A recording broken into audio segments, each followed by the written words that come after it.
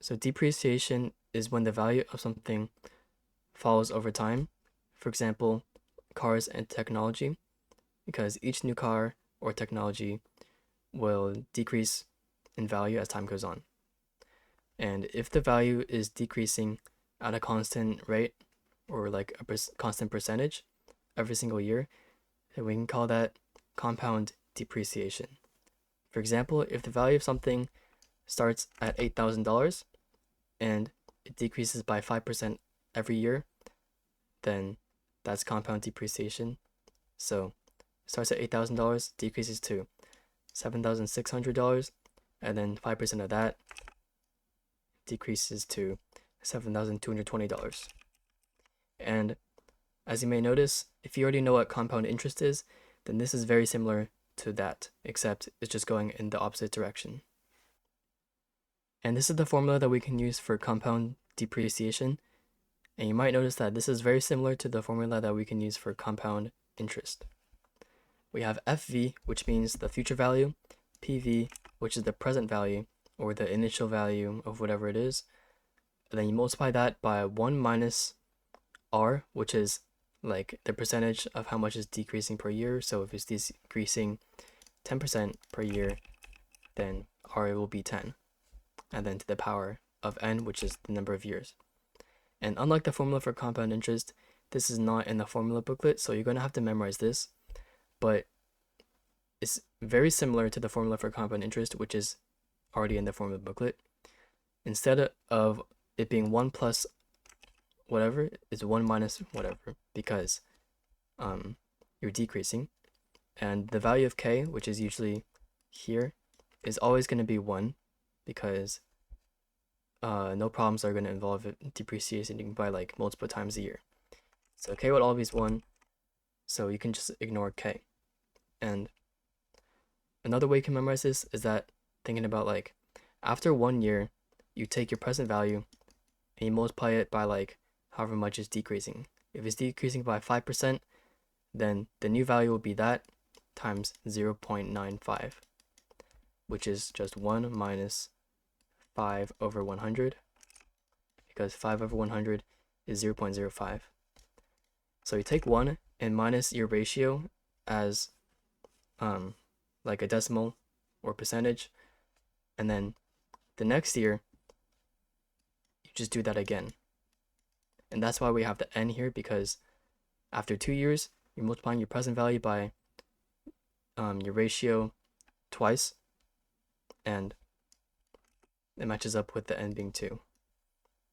So that's another way you can memorize it, but you can also just use the compound interest formula and then change the plus r to a minus r, and then ignore all the k's.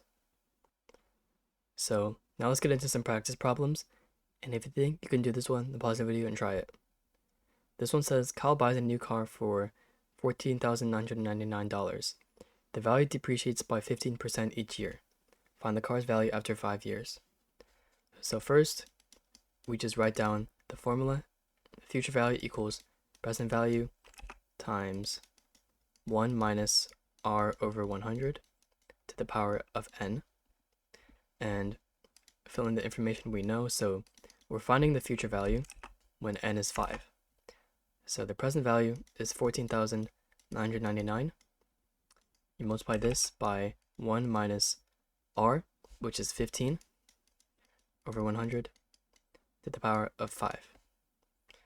And you can simplify this a little bit more to 14,999 times 0.85 to the power of 5. But you're going to need to put this into your calculator, and after you do that, you should get 6655.13 whatever. But again, you can just round your answer to 3 sig figs, so $6660. And that's your final answer for this problem. And now let's do another practice problem. So if you think you can do this one, then pause the video and try it. This one is the same background as last one, but we're doing like part B. And it says, how long will it take for the car to be approximately $9,999? So again, we write the formula future value equals present value times 1 minus n over 100, or this should be r over 100 to the power of n. And this time we're not solving for the future value because that's already given, but we're solving for n because we're solving for how long it will take. So plug in everything we know. So 9,999 is approximately 14,999 times 1 minus 15 over 100 to the power of n.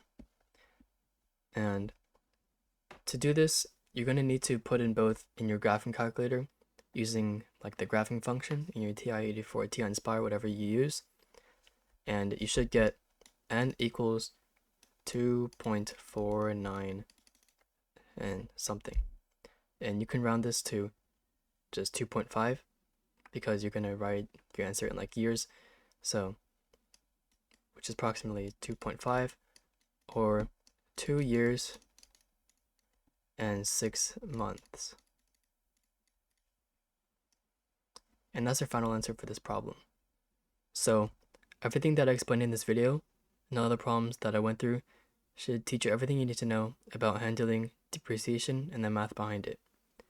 If you learned something from this video or if you enjoyed it, please consider liking and subscribing.